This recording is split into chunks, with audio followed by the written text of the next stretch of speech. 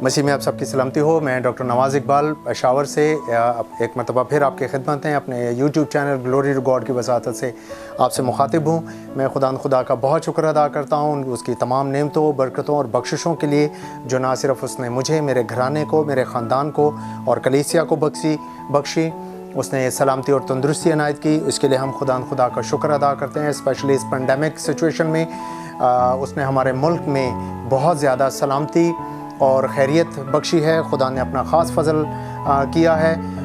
जिसकी वजह से जो है यहाँ पर बहुत ज़्यादा सिचुएशन जो है वो ख़राब नहीं हुई।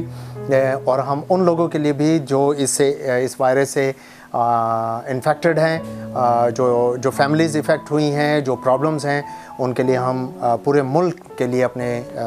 मुल्क पाकिस्तान के लिए और पाकिस्तान में मौजूद अपने तमाम लोगों के लिए, कम्युनिटी के लिए और ख़ास तौर पर अपनी कम्युनिटी के लिए हम दुआ गो हैं कि खुदा अपना जलाल कसरत के साथ ज़ाहिर करे और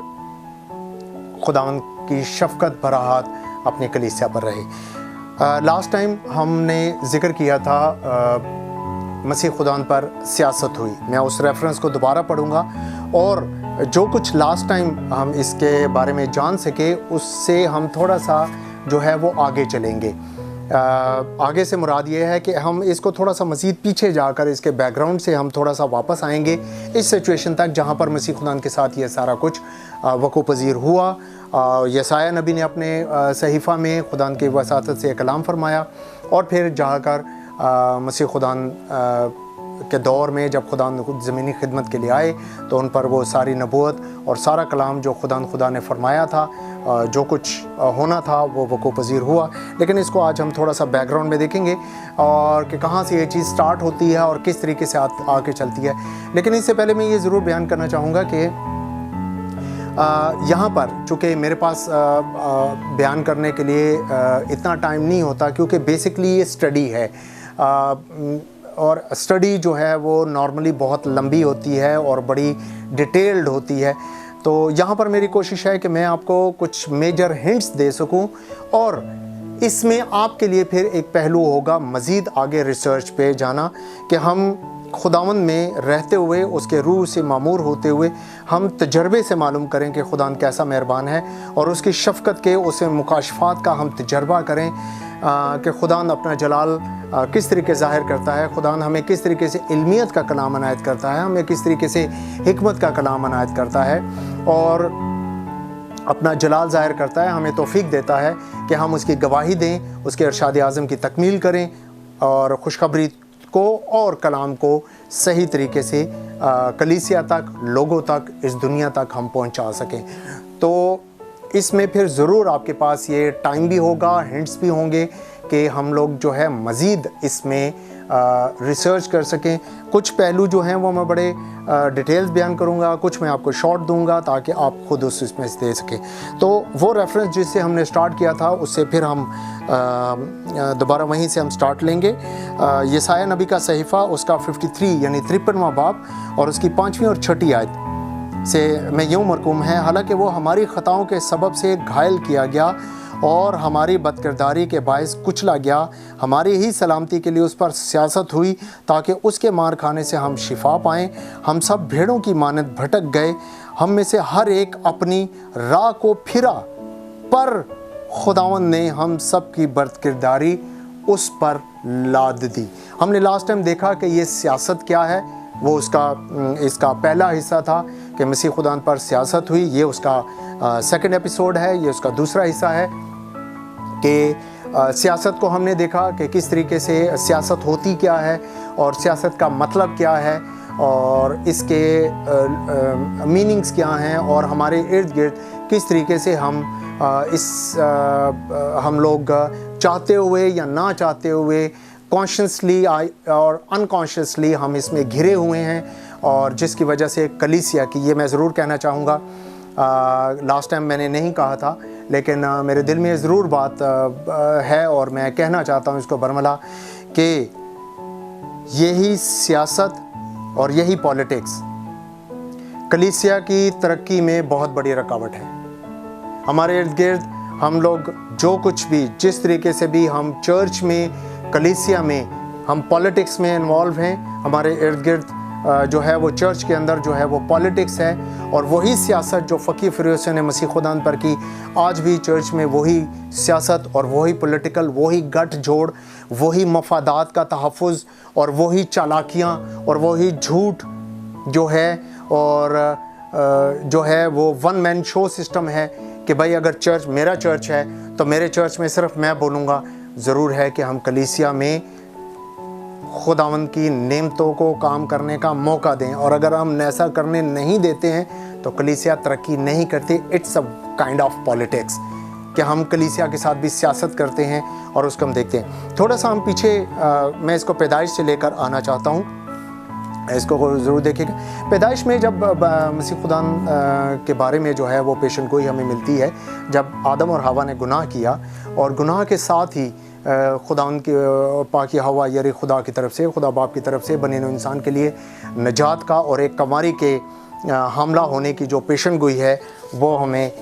कर दी गई थी, जिसकी वजह से कलीसिया में ये बात लोगों में उस वक़्त से ये ज़रूर मौजूद था कि ऐसा होगा। अब हम थोड़ा सा आगे चलते हैं तो नूह के दौर में जब हम पहुंचते हैं तो नूह के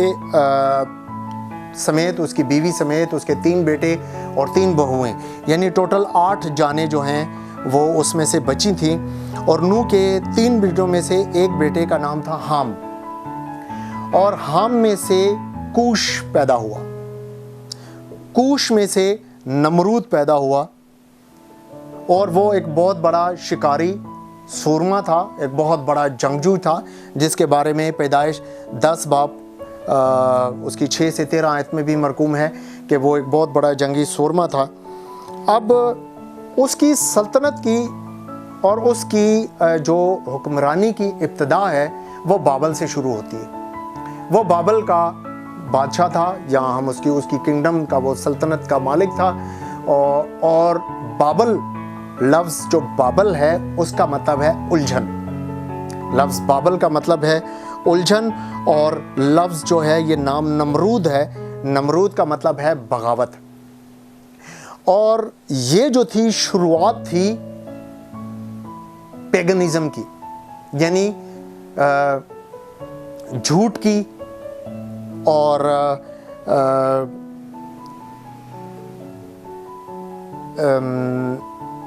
बुतपरस्ती की, झूठ की और बुतपरस्ती की, गवर्नमेंट्स की, गवर्नमेंट लेवल पे, स्टेट लेवल पे, सल्तनत के लेवल पे ये एक जो है वो झूठ और बगावत और धोखे पर मबनी गवर्नमेंट थी, जिसका की शुरुआत हमें मिलती है। और हम एक बहुत बड़े हिस्टोरियन हैं जोसेफियस, जिसके के हर मामले में हमें काफ़ी कुछ उसका मिलता है। उसकी एक बुक है एंटीक्विटी ऑफ ज्यूज़। अगर हम उसको बड़े गौर से पढ़ें तो वो अपनी बुक में कहता है कि बाबल में बनने वाला बुर्ज जो है, जो बनाया था, और वहाँ से फिर खुदा ने उनकी ज़ुबानों में इख्तलाफ डाला और वो फिर आगे चले। वो जो थी नमरूद उस बुर्ज के बनाने में डायरेक्ट इन्वॉल्व था। वो यूँ कहें कि वो उसके बनाने वालों या उसके थॉट या उसके उसमें जो है वो की पर्सन था, उसका मेन लीडर था। और प्लस उसके बारे में ये बात भी वो जोसेफियस ये कहता है कि उसकी एक बहुत सी थॉट्स में से एक थॉट उसके बारे में ये बयान की जाती है कि चूँकि नमरूद ने को अपने बाप दादा से जो है वो नूह के तूफ़ान का सारा कुछ जो है वो हाल उसको मालूम था, तो उस बुर्ज के बनाने के पीछे जो है वो एक थॉट ये भी बयान की जाती है। जोसेफियस अपने हिस्टोरियन यही एंटीक्विटी ऑफ ज्यूज़ में ये उसके वॉल्यूम 4 में ये कहता है कि उसके पीछे थॉट ये थी कि आइंदा अगर हम ज़मीन पर खुदा जो है वो तूफ़ान लाता है, इस तरह की बर्बादी लाता है, तो हम एक इतना ऊंचा बुर्ज बनाएंगे, एक इतना, ताकि वो तूफ़ान हम तक पहुंच ना सके, जो कि एक जिसे मैं कहता हूँ, जिसे मैं अपने तौर पर कहता हूँ कि ये एक जो है तौहीने खुदावंदी है, जिसको खुदा की तौहीन है कि उसने जो है वो, जिसको हम ब्लास्फेमी भी कहते हैं, उसके बारे में जोसेफस आगे चल के बयान करता है कि नमरूद के बेसिकली एक ख़ातून के साथ नाजायज़ उसके साथ ताल्लुकात थे, उसकी एक्चुअल बीवी नहीं थी। उसके बारे में कुछ भी ऐसा बयान किया गया है जो मैं यहाँ पर स्क्रीन पर मैं नहीं बयान करना चाहता, लेकिन अगर आप इसको हिस्ट्री को पढ़ेंगे तो आपको बड़ी एक शॉकेबल न्यूज़ आपको वहाँ पर मिलेगी कि वो औरत बेसिकली जिसका नाम सिमरामस था वो कौन थी। तो सिमरामस के साथ उसके साथ ताल्लुकात थे और वो उससे फिर हामला भी हुई, और जिस वक्त वो हामला थी उसके नमरूद एक अचानक सडनली उसकी एक जंग में और एक लड़ाई में उसकी डेथ हो जाती है, वो मर जाता है। तो अब चूँकि सिमरामस जो थी वो बड़ी चालाक औरत थी, बड़ी एक सियासी औरत थी, और वो अपनी गवर्नमेंट को उसको कायम रखना चाहती थी। तो उसने ये थॉट, उस अबलीस ने भी उसने अबलीसी जो थॉट थी उसके ऊपर उसने काम किया, वो उसके घेरे में आई और उसने उसके ऊपर काम किया, और उसने ये बात फैलाई कि ये जो नमरूद एक्चुअली मरा नहीं है, बल्कि वो खुदा है या खुदा था, वो आसमान पर चला गया है। और वो वहाँ से जो है, क्योंकि उसकी मौत के बाद उसने डिक्लेयर किया कि वो जो है वो हामला थी, क्योंकि ज़ाहिर है उससे पहले उसके साथ ऐसे ताल्लुकात ओपन नहीं थे जिसकी वजह से वो दोनों डिक्लेयर करते एज़ मियाँ बीवी की हैसियत से। तो चूँकि इसके साथ नाजायज़ ताल्लुकात थे तो उन्होंने उसके मरने के बाद वो डिक्लेयर हुआ। तो उसने कहा कि वो चला गया और उसकी वजह से जो है वो नेचुरली तौर पर जो है वो मैं हामला हूँ, और ये जो बच्चा है ये बेसिकली खुद नमरूद है। और जब वो बच्चा पैदा होता है तो उसका नाम जो है वो तैमूज़ रखा गया, और वो तैमूज़ जो था असल में नमरूद का कि ये तैमूज़ एक्चुअली नमरूद का दूसरा जन्म है, जहाँ से हमें फिर दूसरे जन्म की जो है वो एक थॉट भी हमें फैलती हुई नज़र आती है। और आहिस्ता आहिस्ता ये दावा जो है वो बहुत तेज़ी के साथ पूरी दुनिया में फैला, और भी कंट्रोवर्सीज इसके साथ, गलत फहमियाँ और गलत तालीमात, चूँकि ये ऑलरेडी पैगनिज़म था सारा, और उसमें बहुत ज़्यादा वो उसमें फैली, तो गलत तालीमात जो है वो चलती गई, और सियासत उसमें बहुत ज़्यादा इन्वॉल्व होती रही। और ये दौर था, ये स्टार्ट था पैगनिज़म का, यानी बुत परस्ती का, धोखेबाजी का, झूठ का, एक स्टेट लेवल पे, एक गवर्नमेंट लेवल पे। आगे फिर जब हम एकदम से जब हम आगे चलते हैं तो एक मिस्री किताब है, द बुक ऑफ डेड के नाम से उसको याद किया जाता है। वो अपनी किताब में बयान करता है कि दुनिया में ऐसे अकीदे भी पाए जाते हैं कि जो कि झूठ और अफसानवी हैं, मतलब उनके हकीकत के साथ कोई ताल्लुक़ नहीं है, जिनमें बाबली भी थे, मिस्री भी थे, यूनानी भी थे, और रोमी भी ख़ास तौर पर जो हैं वो काबिल ज़िक्र हैं। और वो थॉट जो थे डिफरेंट कल्चर्स में, डिफरेंट एक गवर्नमेंट्स में, डिफरेंट एम्पायर्स में जो है इसके बारे में डिफरेंट एक कमारी के हमला होने की डिफरेंट थॉट्स फैलती रहीं, लेकिन जो एक चीज़ कॉमन थी वो ये थी कि एक कमारी हमला होगी। इसी वजह से जब मुक़द्दसा मरियम के एक कमारी के हमला होने की खुशखबरी सुनाई जाती है तो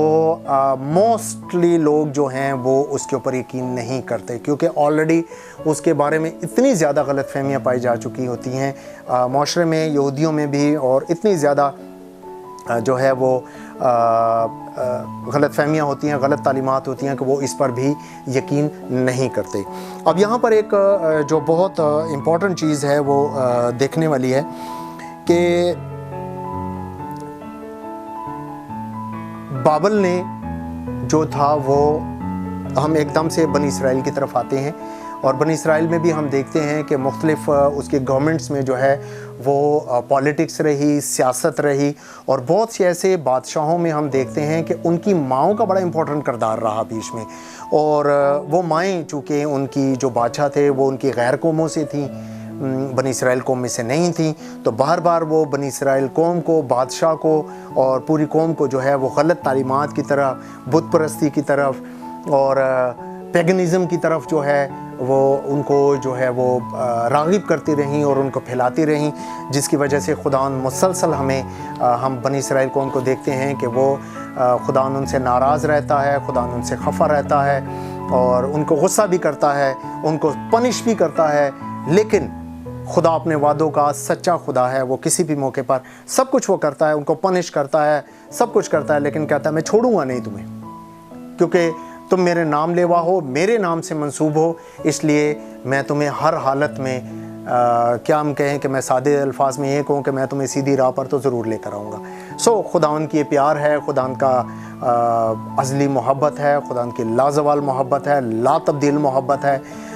बने नौ इंसान के साथ, और इसीलिए उसने अपना बेटा जो है वो कुर्बान किया। वहाँ से हम एकदम से बनी इसराइल की मुसलसल खुदावन के साथ वादा खिलाफ़ी और उससे गैर कौमों की तरफ रग़बत और बुतों की तरफ रग़बत, और उससे खुदा खफा होके फिर उन्हें बाबलियों की कैद में ले नबूकदनेस्सर वहाँ बनी इसराइल पर हमला करता है और वो यरूशलेम को भी तबाह कर देता है। और फिर वो यहाँ से हमें नज़र आता है कि अब हम एकदम जो है गवर्नमेंट, अच्छा उससे पहले जो है वो हमें बाबल के बाद फ़ौरन हमें जो है वो फ़ारसी गवर्नमेंट नज़र आती है कि बाबलियों को जो शिकस्त हुई वो फ़ारसी गवर्नमेंट ने दी। फ़ारसियों ने जो है वो पारसी जिनको कहा जाता है, उन्होंने बाबलियों को शिकस्त दी, और उसके बाद बाबल के बाद यानी उसके बाद जो है वो उन्होंने पूरी दुनिया पर रूल किया फ़ारसियों ने। फ़ारसियों के दौर में जो है वो सदूकी एक कबीला या फ़िरका या एक जो एक थॉट जो थी वो हमें पैदा होती हुई नज़र आती है। उसके ये चूँकि सदूकी एक बहुत एक टफ़ और सेपरेट सब्जेक्ट है, इसके ऊपर हम फिर किसी टाइम बड़ी डिटेल से बात करेंगे कि एक्चुअली सदूकी क्या थे। लेकिन इसका एक छोटा सा हिंट जब मसीह खुदान हमें मिलता है, मसीह खुदान जब पकड़वाए जाते हैं तो वहाँ पर फ़कीह फ़रीसियों में सदूकी भी हैं और वो लोग भी हैं। बाद में जब वो शागिर्दों को भी पकड़वाया जाता है तो उनमें वो सदूकी भी हैं और फ़कीह फ़रीसी भी हैं, जो कि क़यामत के ऊपर उनका जो है वो इख्तलाफ, क़यामत के दिन पर इख्तलाफ होता है, तो वो हमें नज़र आता है। लेकिन इसके ऊपर हम फिर किसी टाइम बात करेंगे। तो उस दौर में, फ़ारसी दौर में, हमें सदूकी कबीला या सदूकी थॉट जो है या उसके मानने वाले या उस फेथ के या उस थॉट के लोग जो हैं हमें क्रिएट होते हुए नज़र आते हैं। वो बनी इसराइली हैं, वो बनी इसराइल कौम से हैं, वो यहूदी हैं, लेकिन वो सदूकी हैं, वो एक कबीला हमें नज़र आता है। बाबलियों को शिकस्त दी जो कि पैगन गवर्नमेंट थी, बुत परस्ती की और बुत परस्ती की गवर्नमेंट थी। उसके बाद हमें नज़र आता है फ़ारसी जिन्होंने बाबलियों को शिकस्त दी और पूरी दुनिया पर रूल किया, वो भी एक बुत परस्ती की थी और हुकूमत थी, और मुसलसल उसमें जो है वो बहुत ज़्यादा बनी इसराइल। अच्छा, अगर हम फ़ारसी दौरे हुकूमत को अगर हम देखें, फ़ारसी दौरे हुकूमत को थोड़ा सा डिटेल से देखें, मैं चूँकि इसकी बहुत लंबी हिस्ट्री है और डिटेल है, तो उसकी हिस्ट्री में हमें ये नज़र आता है कि उसने बनी इसराइल कौम जो कि उस वक़्त वहाँ पर बहुत ज़्यादा डोमिनेंट हो चुकी थी, बहुत ज़्यादा ग्रो कर चुकी थी, क्योंकि खुदा की एक ब्लेसिंग बनी इसराइल के साथ जो थी वो बहुत शुरू से थी कि वो कौम जो है वो बड़ी तरक्की करती थी। और आज के दौर में भी हम देखते हैं कि यहूदी और बनी इसराइल कौम जो है, यहूदी लोग किस तरीके से पूरी दुनिया पर रूल कर रहे हैं। अब उनके रूल का जो थॉट है, जो वो एक टोटली एक डिफरेंट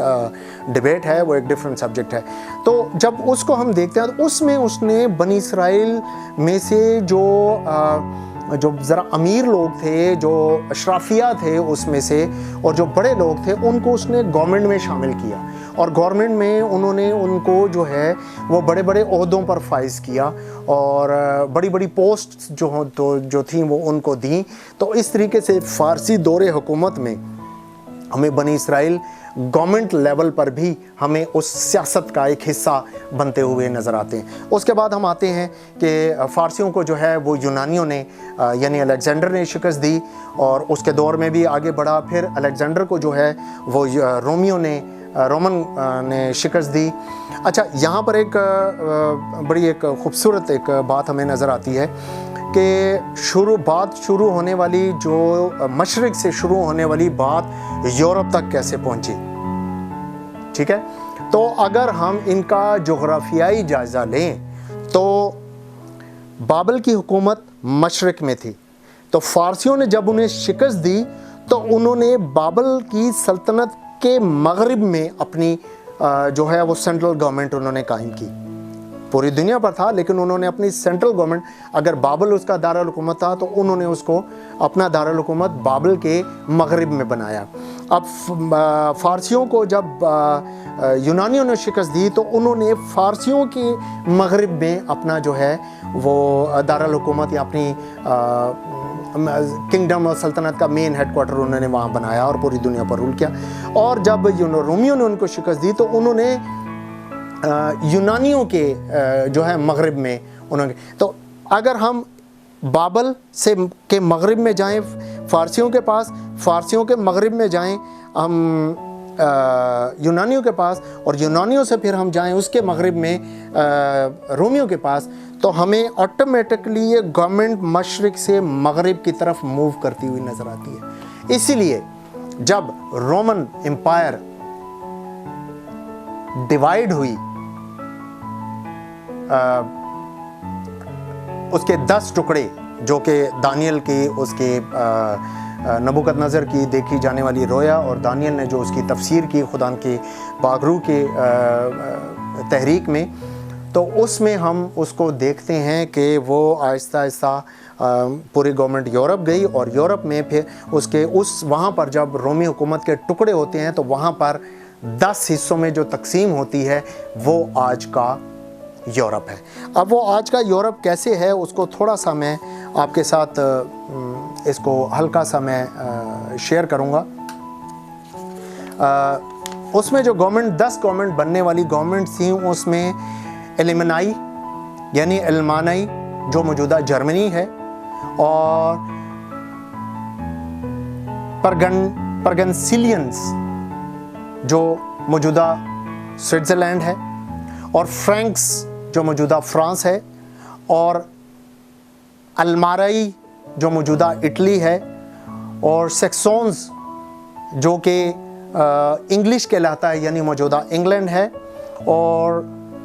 सुई जो पुर्तगाल है मौजूदा पुर्तगाल है,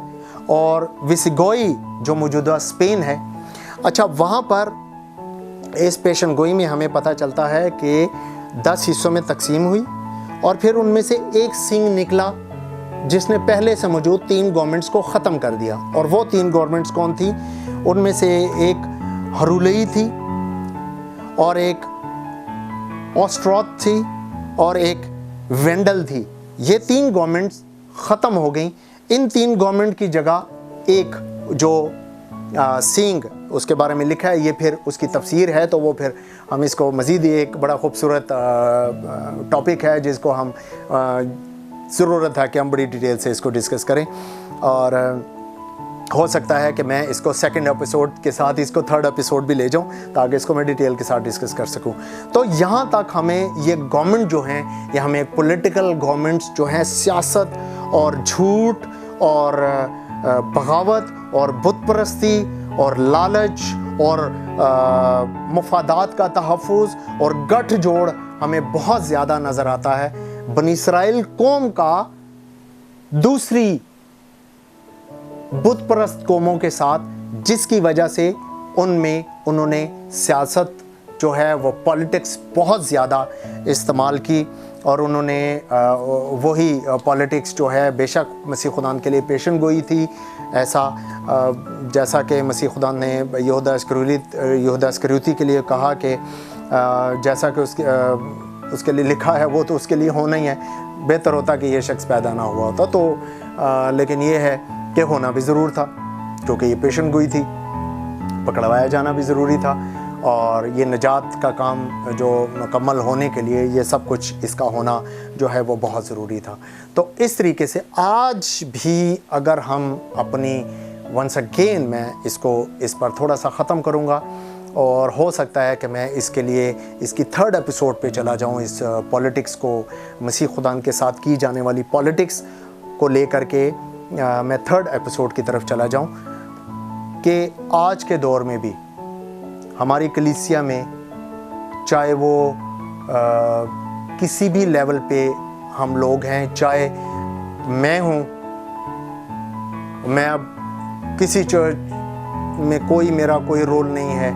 मैं कहीं किसी पैरिश का भी मेंबर नहीं हूँ, मैं कुछ भी नहीं हूँ, लेकिन उसके बावजूद अगर मैं सियासत में इन्वॉल्व हूँ, मैं पॉलिटिक्स में इन्वॉल्व हूँ, मैं चर्च पॉलिटिक्स में इन्वॉल्व हूँ, मैं लोगों के साथ उल्टे सीधे मशवरे लेता हूँ, उल्टे सीधे मशवरे देता हूँ और लोगों की सुनता हूँ, और अपने मतलब के लिए, अपने किसी के साथ ताल्लुकात सीधे रखने के लिए अगर मैं किसी की गलत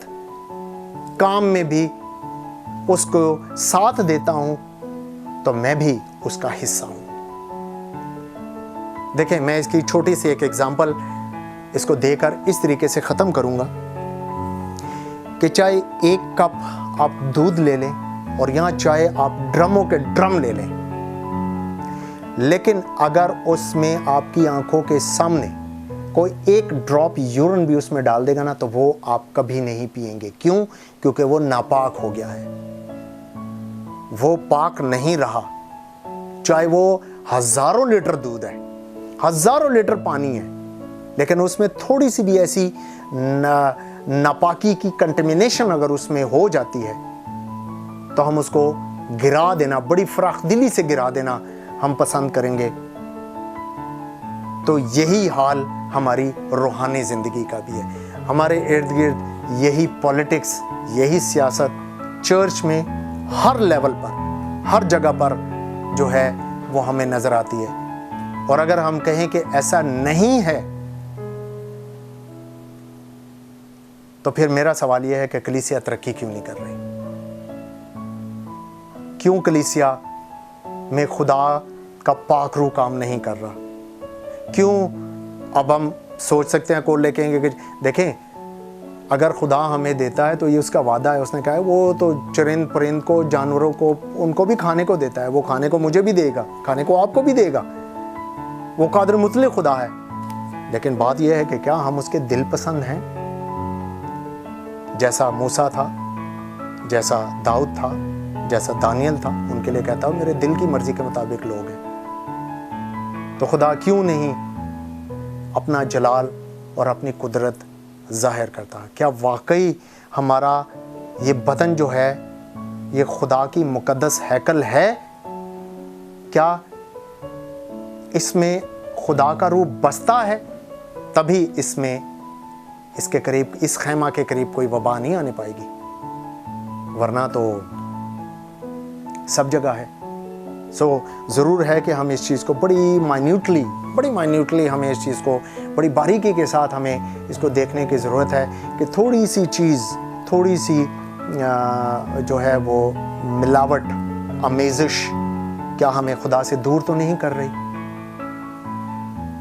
खुदा उनकी तहरीक हुई, खुदा ने तौफीक दी, मौका दिया, तो शायद मैं इसकी 3rd एपिसोड के साथ आप लोगों के सामने जो है हाज़िर हूँ, और वरना फिर मैं खुदा उनकी तरफ से किसी और टॉपिक के साथ नेक्स्ट हफ्ते आपकी खिदमत में हाज़िर हूँगा। खुदा आपको सलामती दे। God bless you. Thank you very much.